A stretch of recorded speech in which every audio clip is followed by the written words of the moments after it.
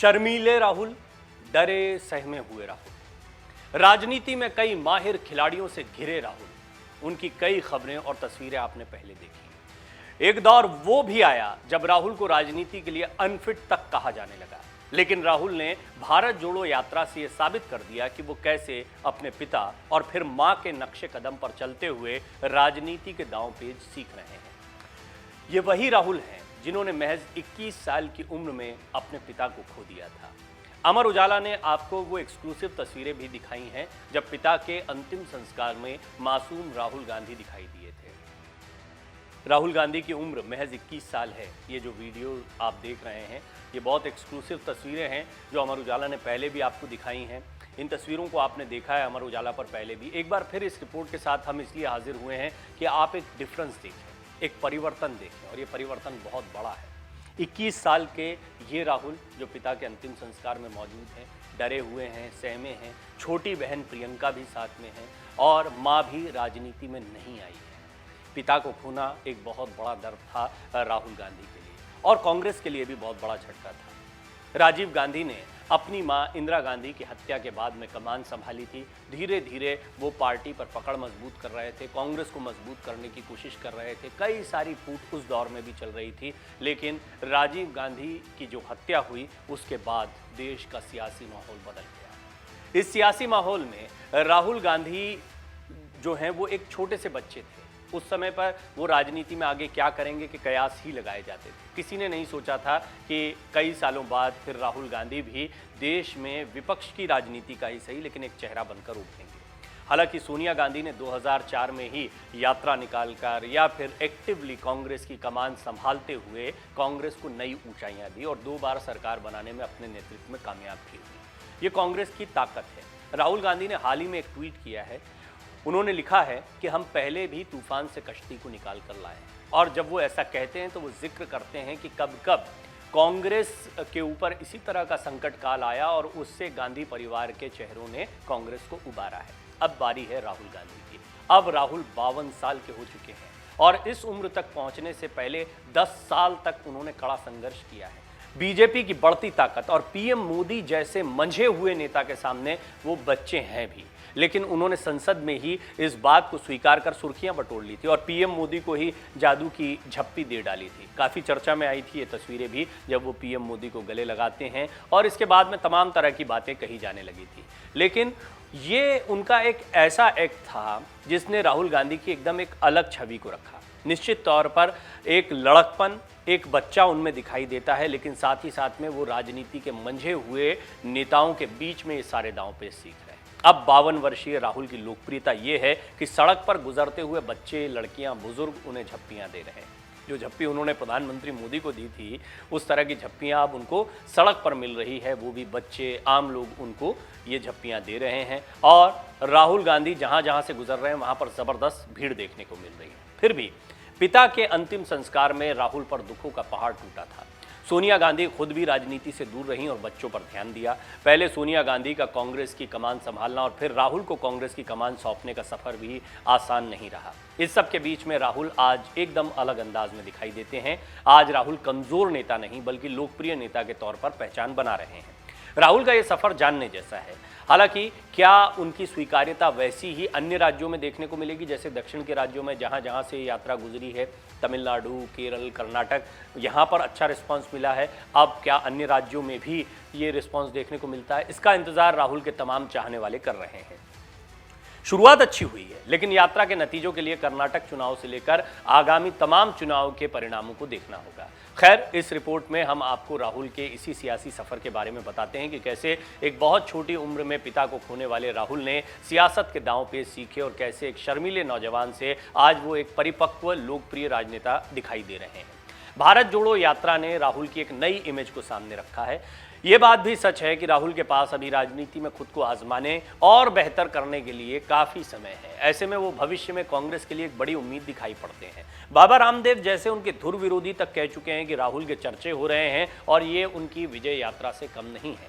राहुल गांधी की भारत जोड़ो यात्रा को अब 1 महीना पूरा हो चुका है, जिसकी जमकर चर्चा भी हो रही है। राहुल की ये यात्रा तमिलनाडु से केरल होते हुए अब कर्नाटक पहुंच चुकी है, जहां कांग्रेस की कार्यकारी अध्यक्ष सोनिया गांधी ने भी इसमें हिस्सा लिया। जैसे जैसे राहुल गांधी की ये यात्रा आगे बढ़ रही है, वैसे ही बीजेपी की नजरें भी इस पर बनी हुई हैं। बीजेपी लगातार इस यात्रा को लेकर कांग्रेस और राहुल गांधी पर हमलावर रही है, तो वहीं कांग्रेस भी बीजेपी के हमलों का पलटवार करने से नहीं चूक रही। इस यात्रा में राहुल लोगों के बीच लोकप्रिय नेता बनते जा रहे हैं, जिससे 2024 के लोकसभा चुनाव में बीजेपी की परेशानी बढ़ सकती है। 1970 के जून महीने में जन्मे कांग्रेस के पूर्व अध्यक्ष राहुल गांधी ताकतवर गांधी नेहरू परिवार से आते हैं। शुरुआती पढ़ाई दिल्ली के मॉडर्न स्कूल में हुई, इसके बाद दून स्कूल चले गए। सुरक्षा कारणों से राहुल गांधी को कुछ साल घर में रहकर ही पढ़ना पड़ा। हार्वर्ड से स्नातक और कैम्ब्रिज से एमफिल की डिग्री लेने के बाद उन्होंने प्रबंधन गुरु माइकल पोर्टर की कंपनी मॉनिटर ग्रुप के साथ 3 साल तक काम भी किया है। ऐसा कहा जाता है कि इस दौरान कॉलेजों में उनका नाम राहुल विंसी हुआ करता था। 2002 के करीब वो मुंबई लौटे और अभियांत्रिकी और प्रौद्योगिकी से संबंधित एक आउटसोर्सिंग कंपनी की शुरुआत की। बहुत कम लोगों को पता है कि राहुल गांधी न तो राजनीति में आना चाहते थे और न ही कभी पार्टी में उनको लेकर ये बात उठी थी। राहुल से ज़्यादा प्रियंका गांधी की बात होती थी। आम लोगों को भी यही लगता था कि राहुल नहीं, प्रियंका ही राजनीति में आएंगे, और प्रियंका में इंदिरा गांधी की छवि को देखा जाता था, उनकी दादी की छवि को देखा जाता था।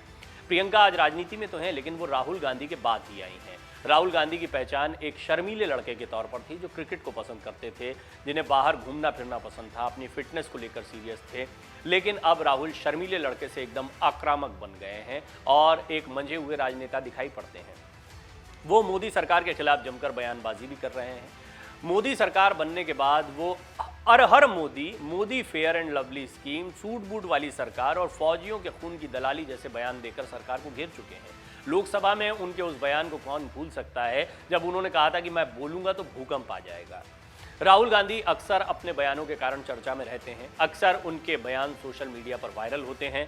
प्रधानमंत्री नरेंद्र मोदी भी कई बार उनके बयानों पर निशाना साध चुके हैं, लेकिन हाल ही में वो बदले हुए अंदाज में और नई ऊर्जा के साथ सामने आए हैं। बताया जाता है कि राहुल अपने पिता और अपनी दादी के भी बहुत अजीज रहे हैं। देश की राजनीति को समझने के लिए राहुल गांधी ने देश भर में रैलियां की, सभाएं की और यात्राएं की। उन्होंने सिस्टम को समझा और फिर धीरे धीरे वो शर्मीले नौजवान से एंग्री यंग मैन बन गए। 2003 से वो अपनी मां सोनिया गांधी के साथ राजनीतिक गलियारों में दिखाई देने लगे थे। राजीव गांधी की हत्या, ये एक ऐसा महत्वपूर्ण समय था जिससे सोनिया गांधी भी जूझी और उनके बच्चे भी जूझे। गांधी परिवार के लिए एक बहुत बड़ा झटका था। 21 मई 1991 के दिन चेन्नई के पास श्री पेरम्बदूर में राजीव गांधी की बम धमाके में हत्या कर दी गई थी। दरअसल राजीव गांधी ने श्रीलंका में एलटीटीई के खिलाफ शांति सेना भेजी थी। इस कारण तमिल विद्रोही संगठन LTTE, LTTE liberation tigers of Tamil, उनसे नाराज चल रहा था। वो राजीव गांधी की हत्या की योजना बना रहा था। जब 1991 में लोकसभा चुनाव के लिए प्रचार अभियान में राजीव गांधी चेन्नई के पास श्री पेरम्बदूर पहुंचे तो लिट्टे ने उन्हें अपना निशाना बना लिया था। 21 मई 1991 के दिन चेन्नई के पास श्री पेरम्बदूर में जब राजीव गांधी से लोग मुलाकात कर रहे थे, तो उसी दौरान उन्हें फूलों का हार पहनाने के बहाने तेनमोजी राजरत्नम नाम की लिट्टे की महिला आतंकी आगे आई। राजीव गांधी के पास आकर महिला ने उनके पांव छूने के लिए जैसे ही नीचे झुकी, इसी दौरान उसने अपने कमर में बंधे बम में विस्फोट कर दिया। धमाका इतना जोरदार था कि हमलावर महिला और राजीव गांधी समेत 16 लोगों की मौके पर मौत हो गई थी। ये राहुल गांधी के लिए बहुत बड़ा झटका था। राहुल गांधी की उम्र महज 21 साल की थी। उनसे छोटी उनकी बहन थी।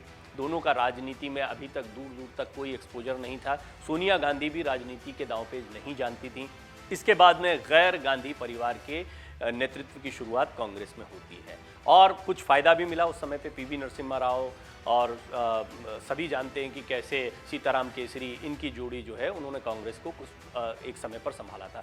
लेकिन ये वो दौर है जिसको कांग्रेस कभी भी याद नहीं करना चाहती है। इसकी बहुत बड़ी वजह है कि जब जब गांधी परिवार से कांग्रेस की राजनीति दूर हुई है, तब तब ज़बरदस्त बिखराव देखने को मिला है, उठापटक देखने को मिली है। लेकिन ये भी सही है कि चाहे इंदिरा गांधी हो, राजीव गांधी हो, इन लोगों को भी विरोध के सुर देखने पड़े थे और इसी तरीके से सोनिया गांधी और राहुल गांधी को भी अब अपनी पार्टी में एक बड़ी फूट देखनी पड़ी, जब कई बड़े नेता, पुराने नेता उनका साथ छोड़कर चले गए, जो एक ज़माने में उनके बड़े विश्वसनीय माने जाते थे, विश्वस्त माने जाते थे। बहरहाल राहुल गांधी चुनौतियों से जूझ रहे हैं, लेकिन इसके बावजूद उनकी संभावनाओं से इनकार नहीं किया जा सकता है। राहुल गांधी की भारत जोड़ो यात्रा ने ही इसका एक छोटा सा नमूना पेश कर दिया है कि कैसे राहुल गांधी यदि लोगों के बीच में निकलते हैं तो उनकी लोकप्रियता या उनका कद कितना बड़ा हो सकता है। यही वजह है कि कई बार जहां पर कांग्रेस टक्कर में नहीं होती थी या फिर राहुल गांधी बहुत कमजोर दिखाए जाते थे बीजेपी की तरफ से, इसके बावजूद हमले पर हमेशा निशाने पर राहुल गांधी ही रहे हैं, क्योंकि राहुल गांधी को अब भी बीजेपी बड़ी चुनौती मानती है। लिहाजा राहुल गांधी अब भारत जोड़ो यात्रा के जरिए बीजेपी को टक्कर देने की कोशिश कर रहे हैं। देखना होगा क्या प्रतिक्रिया उनको मिलती है अन्य राज्यों में, और भारत जोड़ो यात्रा के जरिए क्या 2024 में वो खुद को एक मजबूत नेता के तौर पर स्थापित कर पाएंगे। एक बार फिर विपक्ष उनके पीछे लामबंद होगा। कुछ सवाल हैं जिनके जवाब बहुत मुमकिन है भारत जोड़ो यात्रा के साथ में मिल पाए। अगर आप ये वीडियो YouTube पर देख रहे हैं तो हमारे चैनल को सब्सक्राइब करें और बेल आइकन को दबाना ना भूलें। अगर आप Facebook पर ये वीडियो देख रहे हैं तो हमारे पेज को लाइक करें। डाउनलोड करें अमर उजाला ऐप और पाएं खबरें लगातार।